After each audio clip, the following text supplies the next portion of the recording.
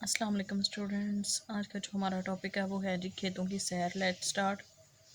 School की छुट्टियां थी, मैं अपने दोस्त अजीम से मिलने उसके गांव गया। वहाँ वो मुझे देखकर बेहद खुश हुआ। उसने कहा, भाई वाह, आप तो छुट्टियां गुजारने में बड़ा ही मज़ा आएगा।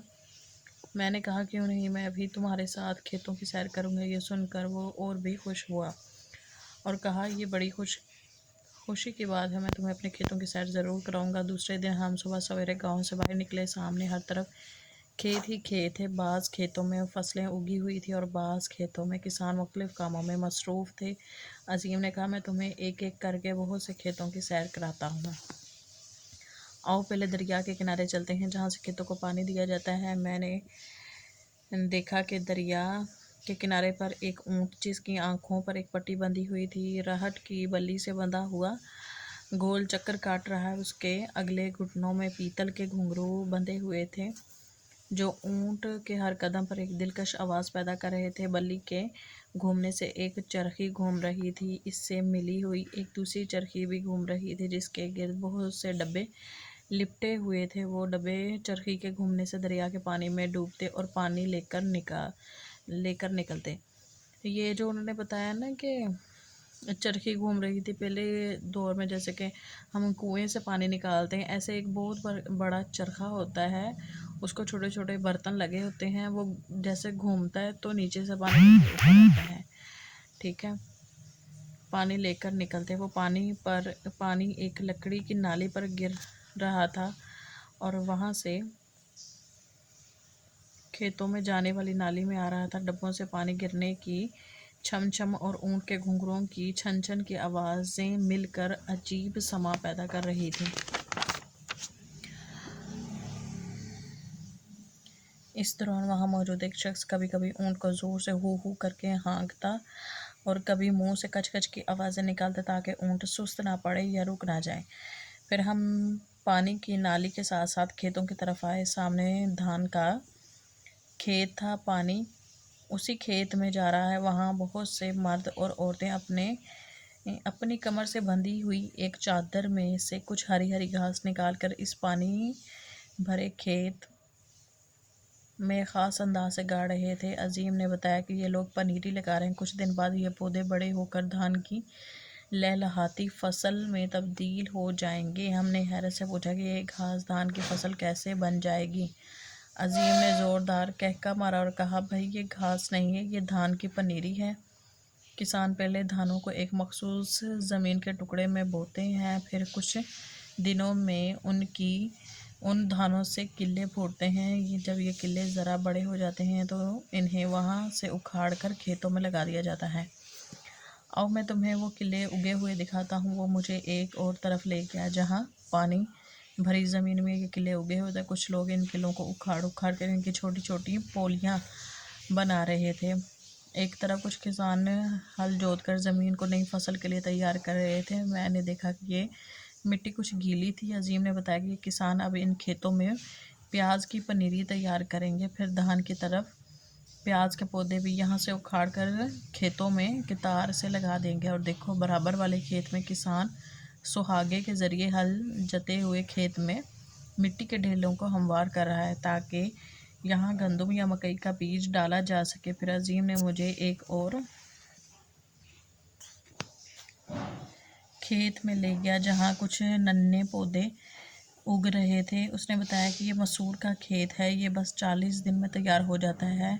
अभी मसूर की फलियां हरी ही होती हैं कि इन्हें काट कर एक साफ जगह पर जमा कर दिया जाता है। जब वो धूप में सूख जाती हैं तो उस ढेर पर लकड़ी मार मार कर फलियों से मसूर के दाने निकाले जाते हैं। अजीम ने मज़ीद बताया कि अगर मसूर की फलियों को खेत ही में सूखने दिया जाए तो खुश्क होकर खुद ब खुद फूट जाती हैं और इनके दाने खेत की मिट्टी में मिल जाते हैं। अब अजीम खेतों की मंडीरों पर चलकर मुझे एक और खेत में ले गया। वहाँ देखा तो कुछ मर्द, औरतें और बच्चे खेत से सब्जियां चुन रहे थे। कुछ लोग भिंडी तोरी चुन रहे थे तो कुछ बैंगन और करेले। कुछ औरतें टमाटर के पौधों से लाल लाल टमाटर चुन रही थीं, तो कहीं ज़मीन खोद कर अरवी निकाली जा रही थी। अजीम ने एक और खेत की तरफ इशारा करते हुए बताया कि वो गन्ने लगे हुए हैं, आओ हम वहाँ चलते हैं। वहाँ अजीम के जानने वाले किसान बैठे थे। हमने इन्हें सलाम किया और अजीम उनसे मेरा तारुफ कराया तो वो बड़े खुश हुए और हमें कुछ गन्ने तोड़कर अरवी निकाली जा रही थी। अजीम ने एक और खेत की तरफ इशारा करते हुए बताया कि वो गन्ने लगे हुए हैं, आओ हम वहाँ चलते हैं। वहाँ अजीम के जानने वाले किसान बैठे थे। हमने इन्हें सलाम किया और अजीम ने उनसे मेरा तारुफ कराया तो वो बड़े खुश हुए और हमें कुछ गन्ने तोड़ कर दिए। अजीम ने बताया कि ये गन्ने यहाँ से कारखानों में जाते हैं और जहाँ से चीनी बनाई जाती है। हम बड़े मज़े से गन्ने चूसते और खेतों की मंडीरों पर से होते हुए खुश खुश घर लौट आए। चलें जी, हम इसी में अपनी जो मश्क है वो कवर करते हैं। अजीम ने अपने दोस्त को खेतों की सैर में क्या क्या चीज़ें दिखाई। जहाँ से लेसन शुरू है वहीं आते हैं जी। इधर आओ पहले दरिया के किनारे चलते हैं जहाँ से खेतों को पानी दिया जाता है, यहाँ से यहाँ तक। फिर इधर से ये इसका जो आप पहले का शुरू हो जाना है, एक ऊँट जिसकी आंखों पर पट्टी बंधी हुई। यहाँ से अगले पेज पर आएंगे,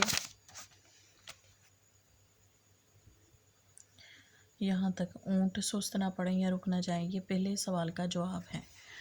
अभी इसका जो दूसरा सवाल है, इसके हैं जी 4 सवाल। खेतों में किसान धान के पनेरे किस तरह लगा रहे थे। चलें जी,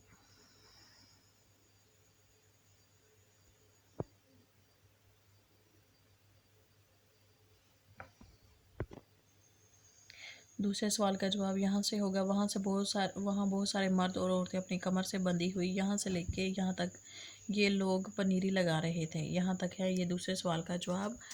तीसरे का इसी पेज पे सबसे नीचे आएंगे, इधर से बराबर वाले खेत में किसान सुहागे के ज़रिए हल जोत रहे थे। यहाँ से लेके यहाँ तक ये तीसरा है, ठीक है, तीसरे सवाल का जवाब है। और जो चौथा है वो यहाँ से मैंने देखा ये मिट्टी कुछ कुछ गीली थी, यहाँ से लेके लगा देंगे चौथे का यहाँ तक जवाब ख़त्म होता है। अगले पेज पर आएंगे। अगर आपने कभी खेतों की सैर की हो तो उसका हाल लिखिए। तो आपने बच्चों जो भी अगर ज़िंदगी में कभी खेतों की सैर की है वो आपने अपने अल्फाजों में लिखना है। जो लफ्ज़ अपने कोई मायने ना रखते हों लेकिन जुमले के मायने पैदा करते हों उसे हरूफ कहते हैं। मसलन तक, पर, से, को, का, की, के, ने वगैरह, ठीक है। इस सबक के पहले सफ़े पर इस्तेमाल किए हुए ऐसे हरूफ को अपनी कॉपी में लिखिए। जहाँ जहाँ भी ये लफ्ज़ इस्तेमाल हुए हैं, तक, पर, से, को, का, की, ने वगैरह, ये आपने अपने कॉपी पर नोट करने हैं। इस सबक के दूसरे सफ़े पर जो फ़ाल कहते हैं काम को, जो भी काम हुआ है इस्तेमाल हुए हैं उन पर निशान लगाइए। उन्होंने कहा है कि इस सबक के जो दूसरे सफ़े पर जो भी काम है, जो भी काम वाला लफ्ज़ है वो आपने उन पर निशान लगाने हैं, ठीक है। झेल के पेशावरों के नाम लिखिए। जैसे हैं इधर इमारतें बनाने वाला, उसको बोलते हैं मामार। कपड़े सीने वाले को बोलते हैं दर्जी। जूते बनाने वाले को बोलते हैं मोची। डाक लाने वाले को बोलते हैं डाकिया। मिठाई बनाने वाले को बोलते हैं हलवाई। बाल बनाने वाले को बोलते हैं नाई। मिट्टी के बर्तन बनाने वाले को कम्हार। तांगा चलाने वाले को बोलते हैं कोचवान। लकड़ी का काम करने वाले को बढ़ई और लोहे का काम करने वाले को लोहार। आई होप कि ये वीडियो आपके लिए बहुत हेल्पफुल होगी। आप मेरे चैनल को ज़्यादा से ज़्यादा लाइक करें, शेयर करें, सब्सक्राइब करें। अल्लाह हाफिज़।